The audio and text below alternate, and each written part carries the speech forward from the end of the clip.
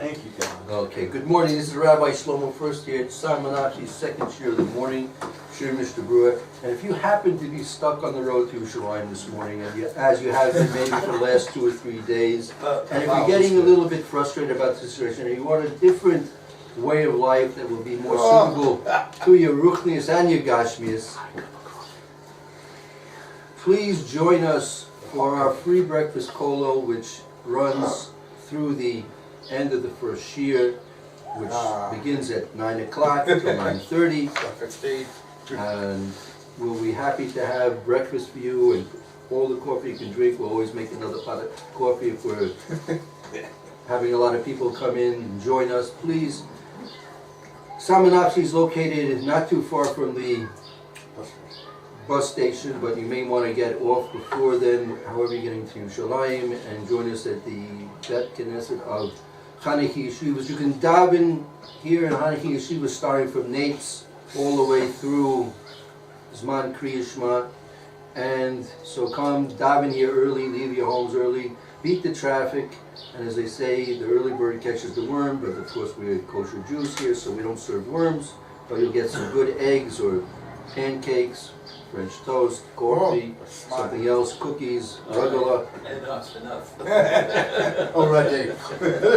You've found enough now. And now we're getting ready for Pesach.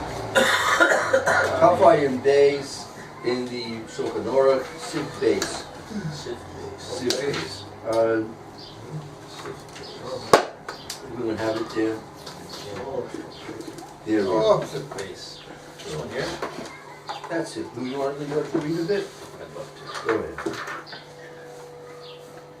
Yisader shulchano yafeh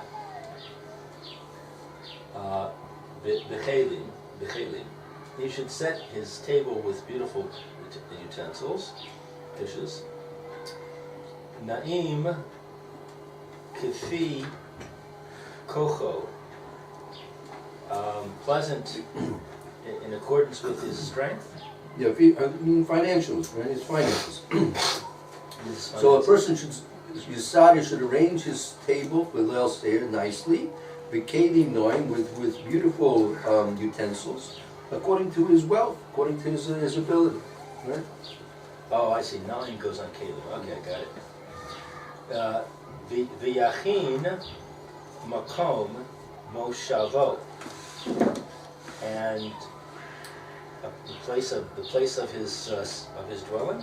What's yachin? Of his where he's sitting. Mostly, you should prepare a place for him to sit. V'yeshev b'hasiba derech cherut, and he should sit in the way of freedom. He should sit like a free person. Right. So that means that aside from the nice utensils that you have on the table, they should also, when you're setting up the chair or the way where you're going to be sitting, should be set up in a way that you're able to sit there, derech haseder, in a way of reclining, which is derech eilish, which is a way of free men, right? People who are at ease and have luxuries, how they dine, right? And we're going to see about this, because really in our times it's not so, in Western societies at least, it's not so common. Maybe in some of the Eastern societies it's still done, but that's not really the derech of our way we sit and when we eat.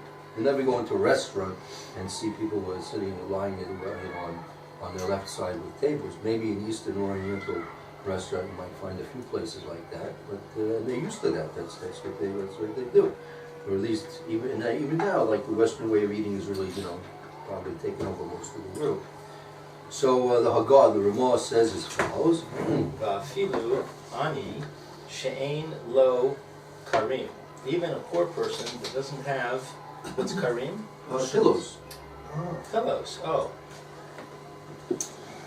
Yeshev al hasaf sal. He should recline on a couch. Bench.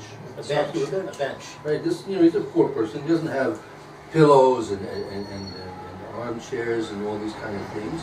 So he should put a safsel, some kind of bench, which he can do a recline. So that's the base.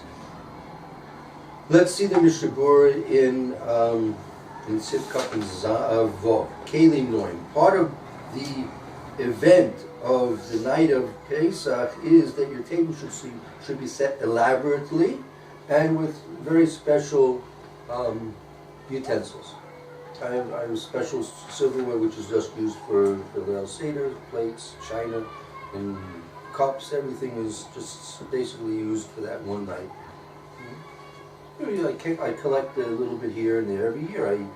Especially when we were earlier married, I would add one or two things every year and become more elaborate as each year goes along. The kelim na'im, the kule, with vessels that are nice vessels. The afal gav, even though the bechol, that with all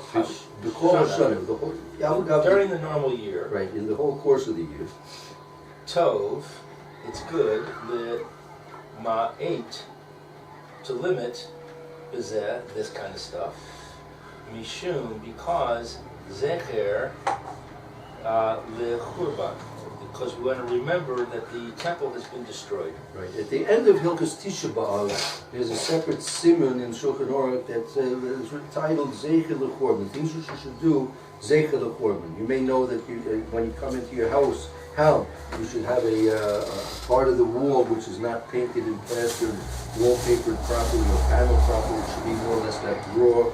That's also Zecher Lechurban. Also, there's a special halacha when you're setting a table for a meal, specifically a festive meal, you should leave something out. You shouldn't put out all your finest and most elaborate utensils. When you leave a place empty, you also leave the place empty. That's Zecher Lechurban. Even on Shabbos? Some say that depends. We won't go into that right now, but it depends what in what situation. But on Pesach, there's no such thing. Okay. Beleil Pesach, in the evening of Pesach, mitzvah laharbos shezehu. It's a commandment to increase this kind of thing. I mean, it should be very elaborate. On Pesach, it should be very elaborate. Meaning, if you can get yourself, you want, instead of just having bottles to have wine in, if you get decanters, right?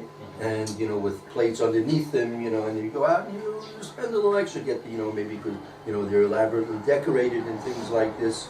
It should be a one special, and you can't imagine how this makes a big impression on the children and the grandchildren and things like that. You have guests that are far, they're maybe from the non-religious homes and things like this. It really makes a very strong impression upon them. Which you can't talk about these things. You just see it, and they realize something's very unique and special about this night, which it is. But that's what we're trying to embody in Metzius, in reality, that the spiritual aspects of Pesach night, the night that we came out of Mitzrayim, because part of this is showing that just as we came out of Mitzrayim, we came out with tremendous wealth and gold and all kinds of things. We're trying to show that we also have that too as well. Bichlal derech cherus. This is the way of freedom. Right. This is the way of free men, that they have the means and they show their wealth. Right. You should know that a person who has wealth within his makeup, his character, is the desire, the need to show his wealth. Right? Most people, if they have wealth, they must show it. Just like a person has wisdom, he must show his wisdom. He must show these things, these gifts that Akash Baruch Hu gives to people are there to be used in good ways, obviously. And he has built in with the things that Hashem gives him, is also built in the need to express it. Right? So on the night of Passover, we're all supposed to feel like we're wealthy, blessed individuals, and we should want to try and show that. The Amaru al ha-Maril, is that a person? Yeah. So it was stated by the Mariel, Meharil, Shekishe Hayu, Shekishayu, like it is, the ado in his hand, mashkonos, a security. Just for the record here, the Mariel, right? The Mariel lived. I'll give you the English dates. Basically, about 1360 all the way through 1420. That was before the time of Columbus discovering America. Where was he? Eastern Europe? In, I believe so. I believe, no, that's the Mariel. The Maral was. Yeah, so where's he? He was also, I believe, from Europe. Yeah, right. So that's. So it's not the Maharal, it's a different person. Mariel is a different person, and he lived after the Maharal by a good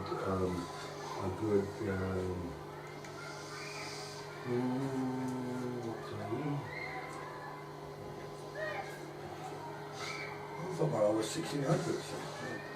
Yeah, he lived before the Maharal. Maharal lived about 100 years later. Yes, Mariel was about 100 years before the Maharal. Which stands for? What's he stand for? Yes, that's Rabbi Yaakov Merlin. Rabbi Yaakov Merlin.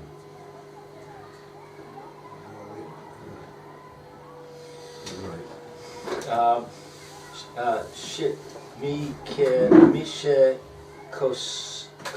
Mishakonos. Mashkonos. Those were deposits. I mean, he would lend money. He would lend money, and he would take pledges for the money he would lend. Shel Nachrim, that's of Christians? Non-Jews, right? Nothing. Right. So, Mashkonos. So he's saying the things that you have at the Seder should be like the deposits with non-Jews. Well, with the Mariel, let's say he lent 5,000 gulden to a non-Jew, right? So and then he gave him security. He would give him a gold sword. He would give him a gold sword as deposit, right? As deposit. He would give him a gold basin. So you can't use it, or could you? You can't use it. No, in general you can't use it. So what would he do? But nevertheless, he would. We'll see. He would have a separate table, on the side of the room, right? And he would display all these deposits on the side of the room. But not to be used, just to show. Not to be, just to show, right? To show. Kalim, Naim, nice dishes. Lo Haya Mish Tamesh, that are not used by him. He doesn't use them. Right. So you should have on his Seder table kalim that he doesn't use. Well, the Mariel wouldn't use them because Kishyubo, he was like this. Amral Mariel, Kishayu Biyado Mishkana Shonak, and when he would have in his possession the deposits from the non-Jews that he lent money to, and they were amongst them were Kalim Noim. He would never use them. These are deposits. He kept them in a special place. I guess they'd come in a room, a safe, under lock and key. And when he would get the money back, he would give the deposit back to the borrower. Rak the Pesach hayam in Hagoi. However, only on Pesach was his custom that he would simoso al shulchan miyuchad. He would put them on a separate table, right? The smoyer pirosim to get joy from looking at them. He would take out all these mashkonos and everything like this, and he would have a table filled with them, and he would take a look and he would say, he would get a special simcha, right, from seeing all these deposits that he had. Okay, so this is not saying something we should do, it's just telling us he did this. Yeah, he did, because that's what he had available. But I mean, if a person also, for some reason, if he has these things, so meaning what? Meaning, if you happen to have, like you have heirlooms, and you don't usually take them out. You don't have, and what do you do? So it's even if it's a question of whether or not they're cooking, maybe vases or things like this. Who knows what? have a separate table and take them out and put them on the side, and that's it gives you a joy, a special, unique joy. It's a time to what are they there for? I mean, we'll just put them in the closet and get dusty from forever and ever and ever. Take them out and do something with them at least once a year. Yeah. Gotta polish them if you do that. Okay, so that's part of getting rid of the Pesach. You're right. Pesach cleaning. Yeah. Oy. I once had an idea because people have these kind of things that the person should go around and a silver polishing service. You know, go around and polish silver for people at this time of year. It's very sure. It takes time. It's messy, and people maybe don't have the right clothes and they don't have the right gloves and like material to do it. Maybe someone does it. Make a little parnasa. Tell some about Yeshiva, they have the HaKodesh, go around and do silver polishing. Make a little money. Yeah. Yeah. Better than cleaning the ovens. Yeah. Oh, acid. That's what it does. Soda. Right. So that's what he used to do. That was part of their Chavis. Okay. I think that would be truck pretty good. That's refinery. Sometimes you have these things packed away. You have the the silver cutlery from the out the bubbers, and you never use it. You never take it out, right? So if even if you don't want to use it, take it out and put and just show it off.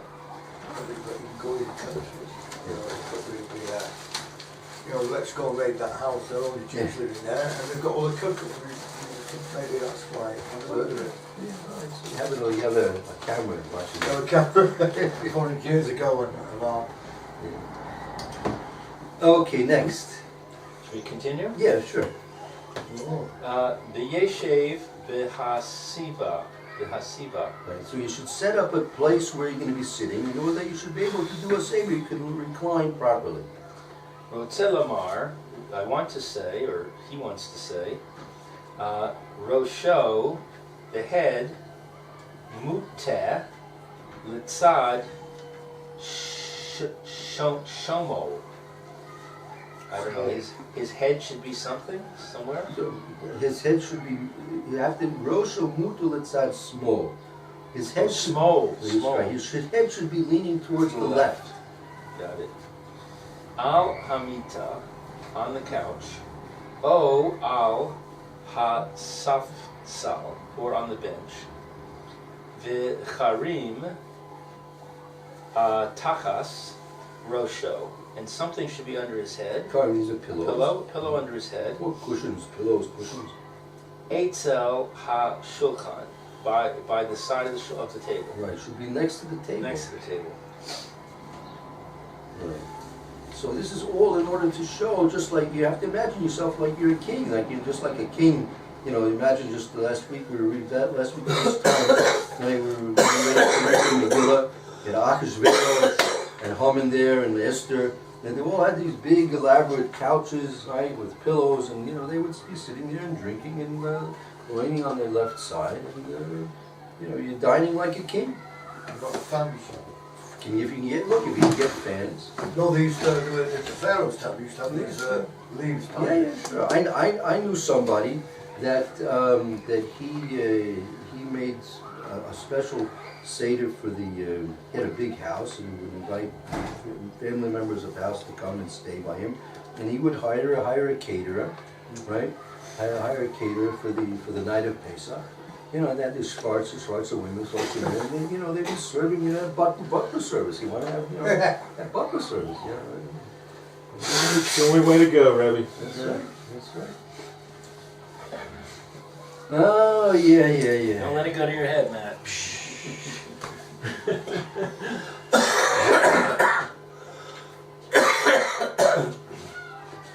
Right, so, and let's say, as the Ramah mentioned, right, if you're ani, if a person doesn't have the means to supply himself with pillows and cushions, he should get himself a sapsel.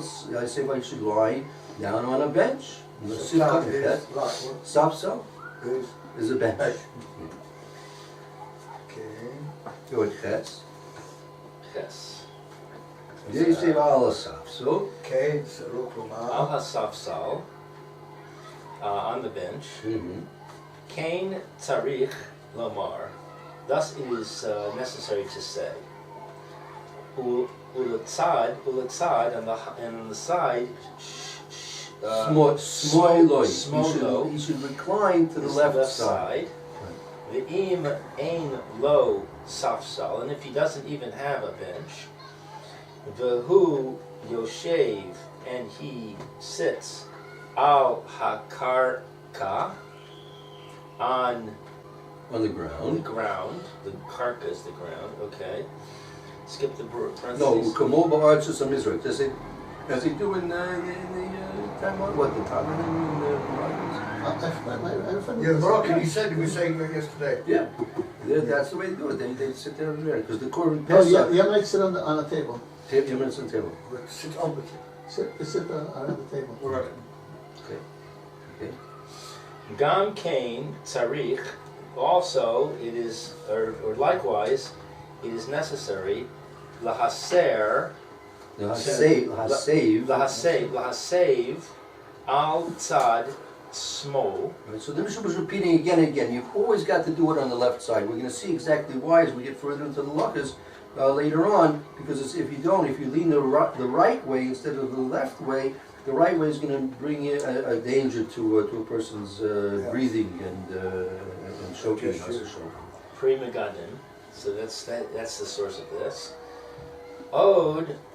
More so, kasvu, it is written, ha poskim, by the ones who make rulings, de'im so make atzmo, that if he does something to himself, if he leans himself, if he'll lean himself on the knees of his friend, meaning everyone's going to be sitting on the ground. Let's say they're all sitting on the ground, right. And they sit with their knees, with their knees elevated, right? So you lean on the other person's knees. Use his knees as your support. Gamzeh, also this, mikre hasiba. This is called leaning. Al pi had chak. By the mouth of the chadchak. Well, this is a phrase. Al pi atechak. This is called the seva al pi atechak. In a difficult situation. Well, something which is doichek, it's crowded, it's squashed. So this is a very difficult, a very pressured situation. He has no. The only place he can sit is he has no pillows, he has no chairs, he has no sob cell. I guess let's say you have a group, they're up in Tsama, they're in the army. They're in camp. There's nothing there. So what are they going to do? They sit on rocks. So we have to. Aval lo al birkei atzmo, but not what's birkei? On his own knees. Birkei atzmo. Birkei atzmo, his own knees. De mechazei ki doeg. If a person's going to be leaning on his own knees, putting his arm on his knees, on this, so it looks like he's worried. He's doing something like that. So it looks like he's worried. So that's certainly not derech eretz. That's something which shows the opposite, that he has concerns. On Pesach, on the night of Pesach, we have no concerns. We're just thankful to HaKodesh Baruch Hu that he took us out of Mitzrayim and he gave us so many blessings in physical and spiritual matters. Okay, so we'll have to stop here for tomorrow, right? And we'll continue with Gimel in the Mechaber in tomorrow's Shir Mitzvah. It's going very nice.